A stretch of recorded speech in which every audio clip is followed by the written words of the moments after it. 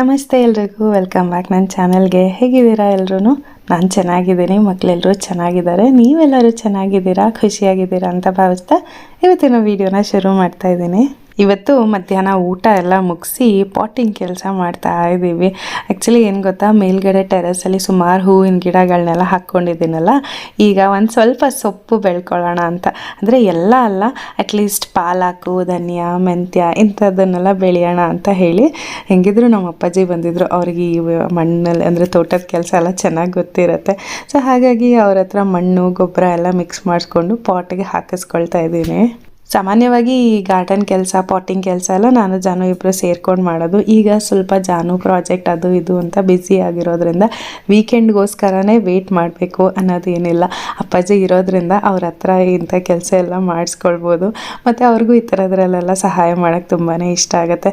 ಹಾಗಾಗಿ ಈಗ ಪಾಟಲ್ಲಿ ಮಣ್ಣು ಹಾಕಿ ಅದರಲ್ಲಿ ಸ್ವಲ್ಪ ಪಾಲಕು ಮತ್ತು ಇನ್ನೂ ಒಂದು ಚಿಕ್ಕ ಪಾಟಲ್ಲಿ ಕೊತ್ತಂಬರಿ ಸೊಪ್ಪು ಬೆಳ್ಕೊಳ್ಳೋಣ ಅಂತ ಅಂದ್ಕೊಂಡು ಹಾಕಿಸ್ಕೊಳ್ತಾ ಇದ್ದೀನಿ. ಮುಂಚೆ ತುಂಬ ಮೇ ಬಿ ನಾನು ಪ್ರೆಗ್ನೆಂಟ್ ಇದ್ದಾಗಂತ ಅನಿಸುತ್ತೆ, ಇದರಲ್ಲೇ ಗಾರ್ಡನಲ್ಲೇ ಹಾಕೋಣ ಅಂತ ಹೇಳಿ ಪಾಲಕ್ಕೆಲ್ಲ ಹಾಕಿದ್ದೆ. ನಮ್ಮ ಮನೆ ಹತ್ರ ಸ್ವಲ್ಪ ಹೆಗ್ಣಗಳ ಕಾಟ ಜಾಸ್ತಿ. ರಾತ್ರಿ ಹೊತ್ತಾದರೆ ಬಂದು ಒಂಚೂರು ಚಿಗುರಿದ್ರೆ ಸಾಕು, ಎಲ್ಲ ಹೆಕ್ಕಿ ತೆಗೆದು ಎಲ್ಲ ಹಾಳು ಮಾಡಿಬಿಡುತ್ತೆ. ಹಾಗಾಗಿ ಇಲ್ಲಿ ಗಾರ್ಡನಲ್ಲಿ ಏನೂ ಆಸ್ಪದನೇ ಆಗಲ್ಲ. ಕೊತ್ತಂಬರಿ ಆಗಿರ್ಬೋದು ಅಥವಾ ಪಾಲಕ್ ಸೊಪ್ಪು ಬೆಳೆಯೋದಕ್ಕಂತೂ ಆಗ್ತಾನೇ ಇರಲಿಲ್ಲ. ಸರಿ, ಈಗ ಗಾರ್ಡನ್ ಟೆರೆಸಲ್ಲಿ ಆಲ್ರೆಡಿ ಗಿಡಗಳನ್ನೆಲ್ಲ ಇಟ್ಕೊಂಡಿದ್ದೀನಿ. ಅದ್ರ ಜೊತೆಗೆ ಇದು ಸೊಪ್ಪನ್ನು ಬೆಳೆಯೋಣ. ಆ್ಯಂಡ್ ಮನೆಯಲ್ಲೇ ಬೆಳೆದಂಥ ಸೊಪ್ಪು ತರಕಾರಿಗಳನ್ನ ನಾವೇ ಹಾರ್ವೆಸ್ಟ್ ಮಾಡಿ ಮನೇಲಿ ಅಡುಗೆ ಮಾಡಿ ತಿನ್ನೋದು ಅದೇನೋ ಒಂಥರ ಖುಷಿ. ನಾವೇ ಬೆಳೆದಿದ್ದೀವಿ ಅನ್ನೋ ಒಂದು ಸಂತೋಷ ಇರುತ್ತೆ. ನನಗಂತೂ ಪಾಟಲ್ಲೇ ಎಲ್ಲ ತರಕಾರಿಗಳನ್ನೆಲ್ಲ ಎಷ್ಟು ಬೆಳೆಯೋಕ್ಕೆ ಸಾಧ್ಯನೋ ಅಷ್ಟು ಬೆಳೆಯೋಕ್ಕೆ ಇಷ್ಟ. ಆ್ಯಕ್ಚುಲಿ ನಾನು ಎಷ್ಟೋ ಸಲ ಹೇಳಿದ್ದೀನಿ, ನಮ್ಮ ಗಾರ್ಡನಲ್ಲಿ ಎಷ್ಟು ಜಾಗ ಇದೆಯೋ ಅಷ್ಟರಲ್ಲೂ ತರಕಾರಿಗಳು ಹಾಕ್ಬಿಡೋಣ, ನಿಂಬೆ ಹಣ್ಣಿನ ಗಿಡ, ಸೀಬೆ ಹಣ್ಣಿನ ಗಿಡ ಅಂತ. ಜಾನು ಅದಕ್ಕೆ ಆಸ್ಪದ ಮಾಡಿಕೊಡ್ತಾಯಿಲ್ಲ. ಯಾಕಂತಂದರೆ ತುಂಬ ಹೋದರೆ ಒಂಥರ ಫಸ್ಟ್ ಆಫ್ ಆಲ್ ಮಕ್ಕಳಿದ್ದಾರೆ, ಮತ್ತೇನಾದರೂ ಬಂದು ಸೇರ್ಕೊಂಬಿಟ್ರೆ ಅದೊಂದು ಕಷ್ಟ. ಮತ್ತು ಲಾನ್ ಇದ್ರೇ ಮನೆಗೆ ಚೆನ್ನಾಗಿ ಕಾಣುತ್ತೆ. ಸೊ ಮನೆ ಮುಂದೆ ಲಾನು ಒಂದು ಸ್ವಲ್ಪ ಹೂವಿನ ಗಿಡಗಳು ಹಾಕ್ಕೊಳ್ಳೋಣ ಸಾಕು ಅಂತ ಹೇಳಿ ಅಷ್ಟಕ್ಕೆ ನಿಲ್ಲಿಸಿದ್ದು. ನನಗೂ ಕೂಡ ಅದೊಂಥರ ಸರಿ ಅಂತ ಅನ್ನಿಸ್ತು. ಹಾಗಾಗಿ ಮುಂದೆ ಲಾನು, ಸಿಂಪಲ್ಲಾಗಿ ಹೂವಿನ ಗಿಡಗಳು, ಮೇಲೆ ಟೆರೆಸಲ್ಲಿ ಈಗ ಸದ್ಯಕ್ಕೆ ಸೊಪ್ಪಿನ ಗಿಡಗಳನ್ನ ಹಾಕ್ಕೊಂಡಿದ್ದೀನಿ. ಅದು ಚೆನ್ನಾಗಿ ಬೆಳೆದು ಕೀಳೋ ಅಂಥ ಸಮಯ ಬಂದಾಗ ಖಂಡಿತವಾಗ್ಲೂ ನಿಮಗೆಲ್ಲ ತೋರಿಸ್ತೀನಿ ಎಷ್ಟು ಚೆನ್ನಾಗಿ ಬಂದಿದೆ ಅಂತ ಹೇಳಿ. ಪಾಟಿಂಗ್ ಕೆಲಸ ಎಲ್ಲ ಆಯಿತು. ಮಾಡೋ ಅಷ್ಟಲ್ಲೇ ನಮ್ಮ ಮನೆಯಿರೋದಂಗೆ ತಾಚಿ ಬಂದುಬಿಟ್ಟಿತ್ತು. ಅವನನ್ನು ಮಲಗಿಸಿ ಈಗ ಸ್ವಲ್ಪ ಕೆಲಸಗಳಿತ್ತು, ಅದನ್ನೆಲ್ಲ ಮಾಡ್ಕೊಳ್ತಾ ಇದ್ದೀನಿ. ಅಂತಂದರೆ ಮೊದಲು ಫ್ರಿಜ್ಜಿಗೆ ಈ ಕೊತ್ತಂಬರಿ ಸೊಪ್ಪು, ಕರಿಬೇವು ಅದೆಲ್ಲ ಬಿಡಿಸಿಟ್ಟು, ಅದು ಆ್ಯಕ್ಚುಲಿ ಡಬ್ಬಿ ತೊಳೆದಿತ್ತು. ಸರಿ, ಅದನ್ನು ನೀಟಾಗಿ ಒರೆಸಿ ಇದನ್ನೆಲ್ಲ ತುಂಬಿಸಿಟ್ಟು ಅದಾದಮೇಲೆ ಸ್ವಲ್ಪ ಟಾಲ್ ಯೂನಿಟ್ ಕ್ಲೀನ್ ಮಾಡ್ಕೊಳ್ಬೇಕಾಯಿತು. ಏನಾಗುತ್ತೆ ಗೊತ್ತಾ, ಒಂದು 3-4 ತಿಂಗಳಿಗೆ ಒಂದ್ಸಲಿ ಆದರೂ ಕ್ಲೀನ್ ಮಾಡ್ತಾನೆ ಇರಬೇಕು. ಇಲ್ಲ ಅಂತಂದರೆ ಕ್ಲೀನ್ ಮಾಡಿದಾಗ ನೀಟಾಗಿರುತ್ತೆ, ಆಮೇಲೆ ಅರ್ಜೆಂಟಲ್ಲಿ ಏನೋ ತೊಗೊಳಕ್ಕೆ ಹೋಗಿ ಏನೋ ತೊಗೊಂಡು ಅಲ್ಲಲ್ಲೇ ಹಾಕಿ ಫುಲ್ ಎಲ್ಲ ಗಲೀಜಾಗಿ ಹೋಗಿರುತ್ತೆ. ಹಾಗಾಗಿ ಆವಾಗ ಒಂದ್ಸಲಿ ಕ್ಲೀನ್ ಮಾಡ್ಕೊಳ್ತಿದ್ರೆ ನೀಟಾಗಿ ಮೇಂಟೈನ್ ಆಗ್ತಾ ಹೋಗುತ್ತೆ. ಹಾಗಾಗಿ ಅವನು ಮಲ್ಕೊಂಡು ಹೇಳೋ ಅಷ್ಟರಲ್ಲಿ ಈ ಕೆಲಸಗಳನ್ನೆಲ್ಲ ಮುಗಿಸ್ಕೊಂಬಿಡೋಣ ಅಂತ ಅಂದ್ಕೊಂಡಿದ್ದೆ. ಅದಕ್ಕೂ ಮುಂಚೆ ಇವತ್ತು ಸಂಜೆ ಸ್ನ್ಯಾಕ್ಸ್ಗೆ ಗೋಬಿ 65 ಮಾಡಬೇಕು ಅಂತ ಅಂದ್ಕೊಂಡಿದ್ದೆ. ಸಾಮಾನ್ಯವಾಗಿ ಗೋಬಿನಲ್ಲಿ ಮಂಚೂರಿಯನ್ನು ಅದು ಇದು ಅಂತ ಕೇಳ್ತಾ ಇರ್ತಾಳೆ. ಸೊ ಹೊರಗಡೆ ಗೋಬಿ ಐಟಮ್ಸ್ ಯಾವುದೇ ಕೊಡಿಸೋದಕ್ಕೂ ಮಕ್ಳಿಗೆ ಭಯ ಆಗುತ್ತೆ. ಸ್ಟ್ರೀಟ್ ಫುಡ್ ಅಂತೂ ನಮ್ಮ ಮನೇಲಿ ಕಂಪ್ಲೀಟ್ಲಿ ಇಲ್ಲ, ತೊಗೊಳ್ಳೋದೇ ಇಲ್ಲ. ಅಟ್ಲೀಸ್ಟ್ ರೆಸ್ಟೋರೆಂಟು ಒಳ್ಳೆ ಕಡೆಯಿಂದ ಯಾವಾಗಲೂ ಒಂದ್ಸಲಿ ಹೊರಗೆ ಹೋದಾಗ ತಿಂತೀವಿ, ಅಷ್ಟು ಬಿಟ್ಟರೆ ತೊಗೊಂಡು ಬರೋದು ಇಲ್ಲ. ರೋಡ್ ಸೈಡ್ ಇರೋಂಥ ಗೋಬಿ ಮಂಚೂರಿ ಅದೆಲ್ಲ ನಮ್ಮ ಮನೇಲಿ ತರೋ ಅಭ್ಯಾಸನೇ ಮಾಡಿಲ್ಲ. ಒಂದು ರೋಡ್ ಸೈಡಲ್ಲಿ ಮಾಡೋವಂಥ ಗೋಬಿ ಮಂಚೂರಿಯನ್ನೆಲ್ಲ ಅದು ಕ್ಲೀನ್ ಮಾಡಿರಲ್ಲ ಸರಿಯಾಗಿ, ಮತ್ತು ಅದು ಅಲ್ಲದೆ ಮತ್ತು ಕರ್ದಿದ್ದು ಎಣ್ಣೆನಲ್ಲೇ ಮತ್ತೆ ಕರ್ದಿರ್ತಾರೆ, ವಿಚ್ ಇಸ್ ನಾಟ್ ಹೆಲ್ದಿ. ಮತ್ತೊಂದು ಏನು ಅಂತಂದರೆ ಅಲ್ಲಿ ಟೇಸ್ಟ್ ಮೇಕರ್ಸು ಅದು ಇದು ಎಲ್ಲ ಜಾಸ್ತಿ ಇರುತ್ತೆ. ಮಕ್ಕಳಿಗೆ ಅದೆಲ್ಲ ಅಷ್ಟು ಒಳ್ಳೆಯದಲ್ಲ. ಹಾಗಾಗಿ ಮನೆಯಲ್ಲೇ ನೀಟಾಗಿ ಶುಚಿಯಾಗಿ ಮಾಡ್ಕೊಡೋಣ ಅಂತ ಹೇಳಿ ಅವಳು ಯಾವಾಗ ಕೇಳಿದ್ರು, ಅವಳು ಏನೇ ಕೇಳಿದ್ರು ಆದಷ್ಟು ಮನೆಯಲ್ಲೇ ಮಾಡ್ಕೊಡೋಕ್ಕೆ ಟ್ರೈ ಮಾಡ್ತೀನಿ ನಾನು. ಹಾಗಾಗಿ ಇಲ್ಲಿ ಗೋಬಿ 65 ಮಾಡೋದಕ್ಕೆ ಹೂಕೋಸನ್ನ ಚಿಕ್ಕ ಪೀಸ್ಗಳಾಗಿ ಕಟ್ ಮಾಡ್ಕೊಳ್ತಾ ಇದ್ದೀನಿ. ತುಂಬ ದಪ್ಪಕ್ಕಿದ್ರೆ ಚೆನ್ನಾಗಿರಲ್ಲ, ಒಂದು ತಿನ್ನೋಕ್ಕೂ ಚೆನ್ನಾಗಿರಲ್ಲ, ಇನ್ನೊಂದು ಬೆಂದು ಇರಲ್ಲ ಸರಿಯಾಗಿ.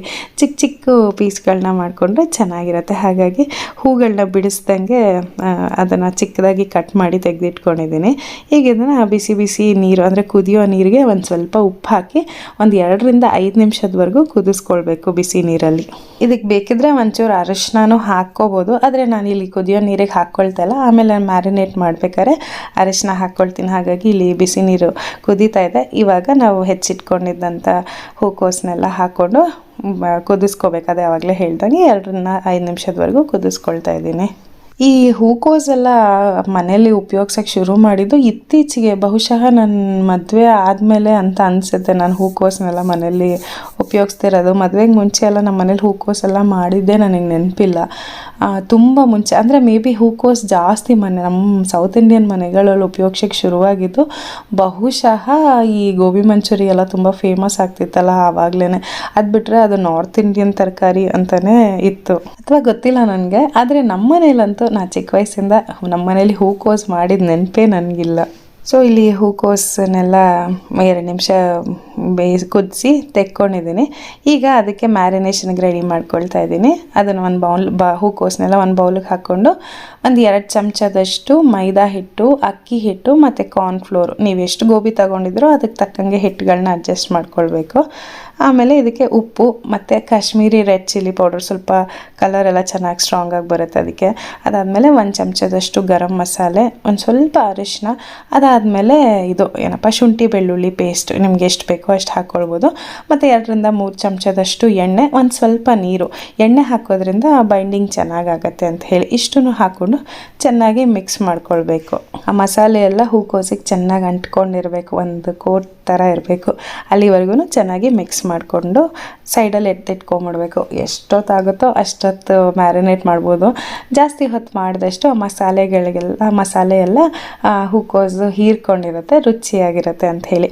ಹಾಗಾಗಿ ನಾನು ಇವಾಗ ಇದನ್ನು ಕಲಸಿಟ್ಬಿಟ್ಟು ಟಾಲ್ ಯೂನಿಟ್ ಎಲ್ಲ ಕ್ಲೀನ್ ಮಾಡಿಕೊಂಡು ಆಮೇಲೆ ಸಂಜೆ ಹೊತ್ತಿಗೆ ಇದನ್ನು ಕರಿಯೋಣ ಅಂತ ಹೇಳಿ ಎಲ್ಲ ಮ್ಯಾರಿನೇಟ್ ಮಾಡಿಬಿಟ್ಟು ಸೈಡಲ್ಲಿ ತೆಗೆದಿಟ್ಕೊಳ್ತಾ ಇದ್ದೀನಿ.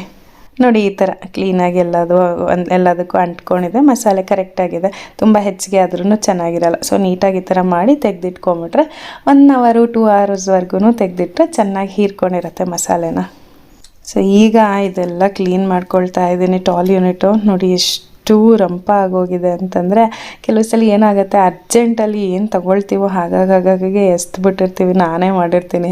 ಇನ್ನೊಂದು ಸ್ನ್ಯಾಕ್ಸ್ ರ್ಯಾಕ್ ಅಂತ ಮಾಡಿಟ್ಟಿರೋದು, ಸಮನ್ವಿತನಿಗೆ ಏನು ಬೇಕೋ ತೊಗೊಂಡು ಎಲ್ಲೆಲ್ಲಿ ಬೇಕೋ ಅಲ್ಲಲ್ಲಿ ಇಟ್ಬಿಟ್ಟಿರ್ತಾಳೆ.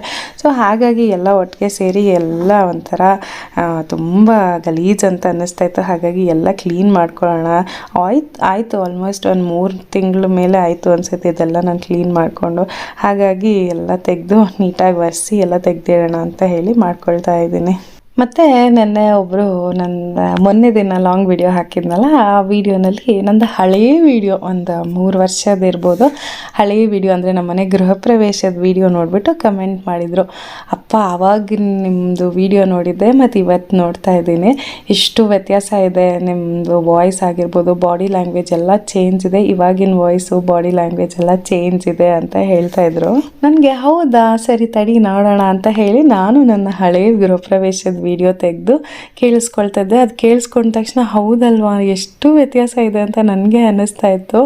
ತುಂಬ ಅಂದರೆ ಸಿಕ್ಕಾಪಟ್ಟೆ. ಅದರಲ್ಲಿ ಸ್ವಲ್ಪ ಫಾಸ್ಟಾಗಿ ಮಾತಾಡ್ತಿದ್ದೆ ಮತ್ತು ಮಾತಾಡೋ ಶೈಲಿ ಬೇರೆ ಥರ ಇತ್ತು. ಸೊ ತುಂಬಾ ಡಿಫ್ರೆಂಟ್ ಅಂತ ನನಗೆ ಅನ್ನಿಸ್ತು. ಸೊ ಇವಾಗಿನ ವ್ಲಾಗ್ಸು ಆವಾಗಿನ ವ್ಲಾಗ್ಸು ಕಂಪೇರ್ ಮಾಡಿದಾಗ ವಾಯ್ಸ್ ವೈಸ್ ನನಗೇನೋ ವ್ಯತ್ಯಾಸ ಅನಿಸಿಲ್ಲ. ನಂದು ಇದೇ ವಾಯ್ಸ್, ಅವಾಗೂ ಇದೇ ವಾಯ್ಸ್, ಇವಾಗಲೂ ಇದೇ ವಾಯ್ಸು. ಆದರೆ ಮಾತಾಡೋ ಶೈಲಿ ಇರಬಹುದು ಅಥವಾ ಪ್ರೆಸೆಂಟ್ ಮಾಡೋ ರೀತಿ ಇರಬಹುದು, ಅದು ತುಂಬಾ ಬದಲಾಗಿದೆ. ನನಗೆ ಆ್ಯಕ್ಚುಲಿ ತುಂಬ ಖುಷಿ ಆಯಿತು. ಸೊ ಇಂಪ್ರೂವ್ಮೆಂಟ್ ಇದೆ ಸದ್ಯ ಅಂತ ಅನ್ನಿಸ್ತು. ಆಗ ನಂದು ಆವಾಗ ಯೂಟ್ಯೂಬ್ ಇನ್ನೂ ಹೊಸದು. ಸೊ ಆಬ್ವಿಯಸ್ಲಿ ಬೇರೆ ಬೇರೆ ಥರ ಟ್ರೈ ಮಾಡ್ತಾಯಿರ್ತೀವಿ ಇನ್ನೂ ಚೆನ್ನಾಗಿ ಮಾಡೋದಕ್ಕೆ. ಸೊ ಹೊಸದ್ರಲ್ಲಿ ಸ್ವಲ್ಪ ಅದು ಇದು ಏರುಪೇರು ಇದ್ದೇ ಇರುತ್ತೆ. ಆದರೆ ನಾವು ಇಂಪ್ರೂವೈಸ್ ಮಾಡ್ಕೊಂಡು ಬಂದಿರ್ತೀವಿ ನೋಡಿ. ಮತ್ತು ಜನಗಳ ಕೆಲವು ಫೀಡ್ಬ್ಯಾಕ್ಗಳಿರುತ್ತೆ, ಪಾಸಿಟಿವ್ಸ್ ನೆಗೆಟಿವ್ಸ್ ಎಲ್ಲ ಹೇಳಿರ್ತೀರಲ್ವ ನೀವುಗಳೆಲ್ಲ, ಅದನ್ನೆಲ್ಲ ಇಟ್ಕೊಂಡು ಇಂಪ್ರೂವೈಸ್ ಮಾಡ್ಕೊಳ್ಳೋದು ಅಥವಾ ಕಂಟೆಂಟ್ ಕೊಡೋ ರೀತಿ ಚೇಂಜ್ ಮಾಡ್ಕೊಳ್ಳೋದು ಆಗಿರಬಹುದು. ಇದನ್ನೆಲ್ಲ ಅಳವಡಿಸ್ಕೊಂಡು ಹೌದು, ನನ್ನ ಬ್ಲಾಗಿಂಗ್ ಶೈಲಿ ಇವಾಗ ನನಗೆ ಬಹಳನೇ ಇಷ್ಟ ಆಗಿದೆ ಆ್ಯಂಡ್ ಇನ್ನೂ ತುಂಬ ಬೆಟರ್ ಆಗಿದೆ ಅಂತ ಅನ್ನಿಸ್ತು. ಅದೇ ಅಲ್ವಾ ಬೇಕಾಗಿರೋದು. ಸೊ ಆವಾಗ ಅಂದರೆ ಚೇಂಜಸ್ ಇದೆ, ಸದ್ಯ ಎಲ್ಲೋ ಕರೆಕ್ಟ್ ದಾರಿಲಿ ನಡೀತಿದ್ದೀನಿ ಅನ್ನೋ ಒಂದು ಕಾನ್ಫಿಡೆನ್ಸ್ ಅಷ್ಟೇ. ಸೊ ಅದೇ ಹಾಗೆ ಆಗುತ್ತೆ ಯಾವಾಗಲೂ ಅಷ್ಟೇ. ಒಂದೇ ಥರ ಇದ್ದರೆ ಎಲ್ಲೋ ಕಾನ್ಸ್ಟೆಂಟಾಗಿ ಎಲ್ಲೋ ಸ್ಟ್ಯಾಗ್ನೆಂಟ್ ಆಗಿಬಿಟ್ಟಿದ್ದೀವಿ ಅಂತ ಅನಿಸುತ್ತೆ. ಸೊ ಇಂಪ್ರೂವೈಸ್ ಮಾಡ್ಕೊಳ್ತಾ ನಮ್ಮನ್ನು ನಾವು ತಿದ್ಕೊಳ್ತಾ ನಮ್ಮನ್ನು ನಾವು ಕರೆಕ್ಟ್ ಮಾಡ್ಕೊಳ್ತಾ ಮುಂದೆ ಹೋದಾಗ ಎಷ್ಟೋ ಯಶಸ್ಸು ಕಾಣ್ತೀವಿ ಅಥವಾ ಎಷ್ಟೋ ಒಳ್ಳೆ ರಿಸಲ್ಟ್ಸ್ ನಮಗೆ ಬರುತ್ತೆ. ಸೊ ಹಳೆ ವಿಡಿಯೋ ಹೊಸ ವಿಡಿಯೋ ಅಂತ ಮೊನ್ನೆ ಒಬ್ಬರು ಕಮೆಂಟ್ ಮಾಡಿದಾಗ ನಂಗೆ ನಿಜವಾಗ್ಲೂ ಥ್ಯಾಂಕ್ ಯು ಹೇಳಬೇಕು ಅಂತ ಅನ್ನಿಸ್ತು. ಅವ್ರು ಹೇಳಿದ್ದಕ್ಕೇ ನಾನು ಅದನ್ನು ಚೆಕ್ ಮಾಡಿ ಆವಾಗಲೂ ನನ್ನ ವೀಡಿಯೋಸ್ ನಾನೇ ಕಂಪೇರ್ ಮಾಡಿಕೊಂಡಾಗ ನನ್ನಲ್ಲಿ ಎಷ್ಟೋ ಪಾಸಿಟಿವ್ ಬದಲಾವಣೆಗಳು ಆಗಿರೋದು ನೋಡಿ ನಂಗೆ ತುಂಬ ಖುಷಿ ಆಯಿತು. ಮತ್ತು ಅವ್ರು ಹೇಳಿದ್ದಕ್ಕೆ ತುಂಬಾ ಧನ್ಯವಾದ ಹೇಳಬೇಕು ಅಂತ ಅನ್ನಿಸ್ತು. ಹೀಗೇ ನೋಡಿ ನಿಮ್ಮ ಹತ್ರ ನಾನು ಏನು ಗೊತ್ತಿದೆ ನನಗೆ ಅನ್ನೋದನ್ನ ಹಂಚ್ಕೊಳ್ಳೋದಲ್ಲದೆ ನಿಮ್ಮಿಂದ ಸಾಕಷ್ಟು ವಿಷಯಗಳನ್ನ ನಾನು ತಿಳ್ಕೊಂಡಿದ್ದೀನಿ, ನಾನು ಕೂಡ ಕಲ್ತ್ಕೊಂಡಿದ್ದೀನಿ ನಿಮ್ಗಳೆಲ್ಲರಿಂದ. ಎಷ್ಟು ಬ್ಯೂಟಿಫುಲ್ ಜರ್ನಿ ಇದು ನನ್ನ ಯೂಟ್ಯೂಬಲ್ಲಿ ಅಂತ ಅನಿಸುತ್ತೆ. ನನಗೆ ಗೊತ್ತಿರೋದನ್ನ ನಿಮ್ಮ ಹತ್ರ ಹಂಚ್ಕೊಳ್ತೀನಿ, ನನಗೆ ಗೊತ್ತಿಲ್ಲದಿರೋದನ್ನ ನಿಮ್ಮ ಹತ್ರ ಕೇಳಿದಾಗ ಎಷ್ಟು ಚೆಂದಾಗಿ, ಎಷ್ಟು ಜೆನ್ಯೂನ್ ಆಗಿ, ಎಷ್ಟು ಚೆನ್ನಾಗಿ ನನಗೆ ಕಮೆಂಟ್ಸ್ ಮೂಲಕ ನಿಮ್ಮ ಫೀಡ್ಬ್ಯಾಕ್ಗಳನ್ನಾಗಿರ್ಬೋದು ಅಥವಾ ನಿಮಗೆ ಗೊತ್ತಿರೋದನ್ನೆಲ್ಲ ನನ್ನ ಹತ್ರ ಹಂಚ್ಕೊಳ್ಳೋದೆಲ್ಲ ಕೇಳಿದಾಗ ತುಂಬಾ ಖುಷಿ ಆಗುತ್ತೆ ನನಗೆ. ಅದಕ್ಕೆ ನನಗೆ ವ್ಲಾಗ್ ಮಾಡೋಕ್ಕೆ ಇಷ್ಟ ಆಗುತ್ತೆ. ನಿಮ್ಮೆಲ್ಲರ ಜೊತೆ ಡೈರೆಕ್ಟ್ಲಿನೋ ಅಥವಾ ಇಂಡೈರೆಕ್ಟ್ಲಿನೋ ಕನೆಕ್ಟ್ ಆಗಿರ್ತೀನಿ. ನನ್ನ ತಪ್ಪು ಸರಿಗಳನ್ನ ನೀವು ಸರಿ ಮಾಡ್ತಿದ್ದೀರಾ ಅನ್ನೋ ಒಂದು ಖುಷಿ ಅಷ್ಟೇ. ಮತ್ತು ಟಾಲ್ ಯೂನಿಟ್ ಕ್ಲೀನ್ ಮಾಡಿದ್ದಾಯಿತು. ಈಗ ಗೋಬಿ ಮಾಡ್ತಾಯಿದ್ದೀನಿ, ಗೋಬಿ 65. ಸಂಬಂಧಿ ಕೇಳ್ತಿದ್ಲು, ಯಾಕಮ್ಮ ಅದು ಗೋಬಿ 65 ಯಾಕೆ ಗೋಬಿ 75 ಆಗಬಾರ್ದು ಅಂತ. ಏನು ಹೇಳಿದ್ರು ಅದಕ್ಕೆ ಒಂದು ಕ್ವೆಶ್ಚನು, ಅದಕ್ಕೆ ಏನೇನೋ ಡೌಟ್ಗಳು ರೆಡಿ ಇಟ್ಕೊಂಡಿರ್ತಾಳೆ ನಮ್ಮ ಸಂಬಂಧಿ ಅಂತೂ. ಮತ್ತು ಇಲ್ಲಿ ಮ್ಯಾರಿನೇಟ್ ಮಾಡಿಟ್ಕೊಂಡಿದ್ನಲ್ವ ಗೋಬಿ, ಅದನ್ನು ಎಣ್ಣೆನಲ್ಲಿ ಕರಿತಾ ಇದ್ದೀನಿ. ಆದಷ್ಟು ಸ್ವಲ್ಪ ಕಮ್ಮಿ ಎಣ್ಣೆ ಇಟ್ಕೊಂಡು ಡೀಪ್ ಫ್ರೈ ಮಾಡ್ಕೊಳ್ಳೋದು ಒಳ್ಳೆಯದು. ಯಾಕೆ ಗೊತ್ತಾ, ನಾನು ಇಲ್ಲಿ ಮಾಡಬೇಕಾದ್ರೆ ತುಂಬ ಜಾಸ್ತಿ ಎಣ್ಣೆ ಇಟ್ಕೊಂಡ್ಬಿಟ್ಟಿದ್ದೆ. ಅದು ಕರಿತಾ ಅದು ಏನದು ಮಸಾಲೆ ಎಲ್ಲ ಬಿಟ್ಟು ಕಲರ್ ಬಿಟ್ಕೊಂಡ್ಬಿಟ್ಟಿತ್ತು ಎಣ್ಣೆಯಲ್ಲಿ. ಅದು ಕರ್ದಿರೋ ಎಣ್ಣೆ ಜಾಸ್ತಿ ಉಪಯೋಗಿಸ್ಬಾರ್ದು ಅಂತ ಹೇಳ್ತಾರೆ. ಹಾಗಾಗಿ ಆದಷ್ಟು ಕಮ್ಮಿ ಎಣ್ಣೆ ಹಾಕಿ ಈ ಥರ ಡೀಪ್ ಫ್ರೈ ಮಾಡೋದು ಒಳ್ಳೆಯದು. ಮತ್ತು ನೀವು ಮ್ಯಾರಿನೇಟ್ ಮಾಡಬೇಕಾದ್ರೆ ಸ್ವಲ್ಪ ಉಪ್ಪನ್ನ ನೋಡ್ಕೊಂಡು ಹಾಕಿ ಆಯಿತಾ. ತುಂಬ ಬೇಗ ಉಪ್ಪು ಜಾಸ್ತಿ ಆಗಿಬಿಡುತ್ತೆ ಈ ಗೋಬಿ 65ಗೆ. ಅದರಲ್ಲೂ ಶುಂಠಿ ಬೆಳ್ಳುಳ್ಳಿ ಪೇಸ್ಟ್ ಹಾಕಿರ್ತೀವಲ್ಲ, ಸೊ ಸ್ವಲ್ಪ ಜಾಸ್ತಿ ಆಗಿಬಿಡುತ್ತೆ ಸಡನ್ನಾಗಿ. ಹಾಗಾಗಿ ಸ್ವಲ್ಪ ಉಪ್ಪು ನೋಡಿ ಹಾಕ್ಕೊಳ್ಳಿ. ಸೊ ಚೆನ್ನಾಗಿ ಡೀಪ್ ಫ್ರೈ ಮಾಡ್ಕೊಂಡ್ಬಿಟ್ರೆ ಆ್ಯಕ್ಚುಲಿ ಆಲ್ಮೋಸ್ಟ್ ಗೋಬಿ 65 ರೆಡಿ ಆಗುತ್ತೆ. ಫುಲ್ ಕ್ರಿಸ್ಪಿ ಆಗೋವರೆಗೂ ಮಾಡ್ಕೋಬೇಕು. ಮತ್ತು ಇದಕ್ಕೆ ಸೋಡಾ ಎಲ್ಲ ಏನೂ ಹಾಕೋ ಅವಶ್ಯಕತೆ ಇಲ್ಲ, ಹಾಗೆ ಗರಿಗರಿಯಾಗಿ ಬರುತ್ತೆ. ಕಾರ್ನ್ಫ್ಲೋರ್ ಎಲ್ಲ ಹಾಕಿರ್ತೀವಲ್ಲ, ಅಕ್ಕಿ ಹಿಟ್ಟೆಲ್ಲ, ಸೊ ಗರಿಗರಿಯಾಗಿ ಚೆನ್ನಾಗಿ ಬರುತ್ತೆ. ಎಷ್ಟು ಗೋಬಿ ಎಲ್ಲ ಕಲಿಸ್ಕೊಂಡಿರ್ತೀವೋ ಅಷ್ಟೂ ಎಣ್ಣೆಯಲ್ಲಿ ಕರ್ದಿದ್ದಾದಮೇಲೆ ಕಡೆಯಲ್ಲಿ 2 ಹಸಿರು ಮೆಣಸಿನ್ಕಾಯಿ ಮತ್ತು ಕರ್ಬೇವಿನ ಸೊಪ್ಪು. ಕರ್ಬೇವಿನ ಸೊಪ್ಪು ಜಾಸ್ತಿ ಹಾಕಿದಷ್ಟು ರುಚಿ ಇರುತ್ತೆ. ಸೊ ಇಷ್ಟನ್ನು ಹಾಕ್ಕೊಂಡು ಕರ್ದಿಟ್ಕೊಂಡಿರ್ತೀವಲ್ವ ಗೋಬಿ, ಅದ್ರ ಮೇಲೆ ಹಾಕ್ಬಿಟ್ರೆ ಗೋಬಿ 65 ರೆಡಿಯಾಗಿ ಹೋಗುತ್ತೆ. ಏನು ರುಚಿಯಾಗಿರುತ್ತೆ ಗೊತ್ತಾ. ಈ ರೆಸ್ಟೋರೆಂಟ್ಗಳಲ್ಲಿ ಮಾಡಿರ್ತಾರೆ ನೋಡಿ, ಅದೇ ಥರ ಇರುತ್ತೆ. ಆದರೆ ಏನಂದರೆ ಬಣ್ಣ ಸ್ವಲ್ಪ ಮನೆ ಬಣ್ಣ, ಯಾಕಂತಂದರೆ ನಾವು ಹೋಟ್ಲಲ್ಲಿ ಹಾಕೋ ಥರ ಎಲ್ಲ ಕಲರ್ ಹಾಕೋದಿಲ್ಲ, ಬರೀ ಅಚ್ಚ ಖಾರದ ಪುಡಿ ಕಲರ್ ಆಗಿರೋದ್ರಿಂದ ಈ ಥರ ಕಲರ್ ಬಂದಿದೆ. ಅದರ ರುಚಿ ಮಾತ್ರ ಅದ್ಭುತವಾಗಿತ್ತು. ಸಂಜೆ ಕಾಫಿ ಜೊತೆಗೆ ಗೋಬಿ 65 ಇವತ್ತಿನ ಸ್ನ್ಯಾಕ್ಸ್. ಒಂದ್ಸಲಿ ನೀವೆಲ್ಲರೂ ಟ್ರೈ ಮಾಡಿ, ತುಂಬ ಬೇಗ ಆಗುತ್ತೆ, ಅಷ್ಟೇನು ಸಮಯ ಕೂಡ ಹಿಡಿಯೋದಿಲ್ಲ. ಸೊ ಇವತ್ತು ನನ್ನ ಮಧ್ಯಾಹ್ನದಿಂದ ಸಂಜೆವರೆಗೂ ಹೀಗಿತ್ತು. ಹೊತ್ತು ಹೋಗಿದ್ದೆ ಗೊತ್ತಾಗಲಿಲ್ಲ, ಪೂರ್ತಿ ಕೆಲಸದಲ್ಲೇ ಬ್ಯುಸಿಯಾಗಿ ಹೋಗಿದ್ರಿಂದ ಹೇಗೆ ಸಂಜೆ ಆಯಿತು ಅನ್ನೋದೇ ಗೊತ್ತಾಗಲಿಲ್ಲ. ಮತ್ತೆ ವಿಡಿಯೋನ ಇಲ್ಲೇ ಮುಗಿಸ್ತಾ ಇದ್ದೀನಿ. ಐ ಹೋಪ್ ಇವತ್ತಿನ ವಿಡಿಯೋ ನಿಮ್ಗೆ ಇಷ್ಟ ಆಗಿದೆ ಅಂತ ಅಂದ್ಕೊಳ್ತೀನಿ. ಹೇಗೆ ಅನಿಸ್ತು ವಿಡಿಯೋ ಅಂತ ಕಮೆಂಟ್ಸಲ್ಲಿ ತಿಳಿಸಿ ಆಯಿತಾ. ಮತ್ತೆ ಮುಂದಿನ ವಿಡಿಯೋನಲ್ಲಿ ಸಿಗ್ತೀನಿ. ಬಾಯ್ ಬಾಯ್.